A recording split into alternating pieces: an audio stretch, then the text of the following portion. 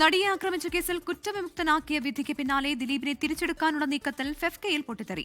വേട്ടക്കാർക്കൊപ്പം നിൽക്കുന്ന സംഘടനയുടെ ഭാഗമാകാനില്ല എന്ന് തുറന്നടിച്ച് ഫെഫ്കയിൽ നിന്ന് ഡബ്ബിംഗ് ആർട്ടിസ്റ്റ് ഭാഗ്യലക്ഷ്മി രാജിവെച്ചു. കുറ്റം ചെയ്യാത്തവരെ സിനിമാ സംഘടനയിലേക്ക് തിരിച്ചെടുക്കുന്നതിൽ തെറ്റില്ല എന്നാണ് നടനും തിരക്കഥാകൃത്തുമായ രൺജി പണിക്കരുടെ പ്രതികരണം. ദിലീപിനെ തിരിച്ചെടുക്കുമെന്ന സൂചനയായിരുന്നു വിധിക്ക് പിന്നാലെ ഫെഫ്ക ജനറൽ സെക്രട്ടറി ബി ഉണ്ണികൃഷ്ണന്റെ പ്രതികരണം.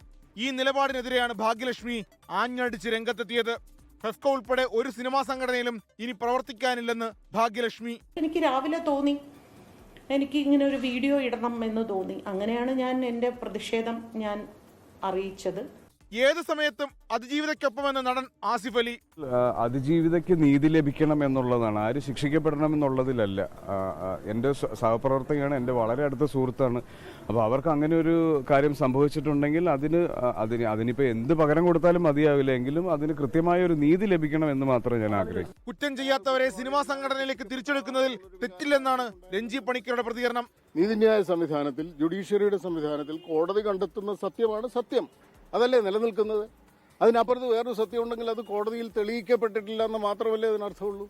അഭിനേതാക്കളുടെ സംഘടന അമ്മയിലേക്ക് ദിലീപിനെ തിരിച്ചെടുക്കുന്നതിൽ സംഘടന തീരുമാനമെടുക്കട്ടെ എന്ന് MLA-യും നടനുമായ M. മുകേഷ് പറഞ്ഞു. ഞാൻ സിനിമാ സംഘടനയിൽ ഇപ്പം ഒരു മെമ്പർ മാത്രമാണ്. ഞാൻ അതിനകത്ത് ഒരു ഭാരവാഹിയല്ല, പ്രധാന ഭാരവാഹികളൊന്നും അല്ല. അപ്പോൾ തീർച്ചയായിട്ടും അവരുടെ തീരുമാനം എന്താണോ അതിനാണല്ലോ അവരെ എലക്ട് ചെയ്തത്. ദിലീപിനെ തിരിച്ചെടുക്കുന്നതിൽ അമ്മ ഇതുവരെ ഔദ്യോഗികമായി പ്രതികരിച്ചിട്ടില്ല. ദിലീപിനെ തിരിച്ചെടുക്കുന്നതിൽ തെറ്റില്ലെന്നും എന്നാൽ അമിതാവേശം കാണിക്കേണ്ടതില്ലെന്നും സംവിധായകൻ വിനയൻ പറഞ്ഞു. 24 കൊച്ചി. ലോകത്തെവിടെയായാലും ഏത് സമയത്തും 24 വാർത്തകളും ഓഗ്മെന്റഡ് റിയാലിറ്റി പാക്കേജുകളും എക്സ്പ്ലെയിനറുകളും വിശദമായി കാണാൻ ഞങ്ങളുടെ യൂട്യൂബ് ചാനൽ നിങ്ങൾക്ക് സബ്സ്ക്രൈബ് ചെയ്യാം.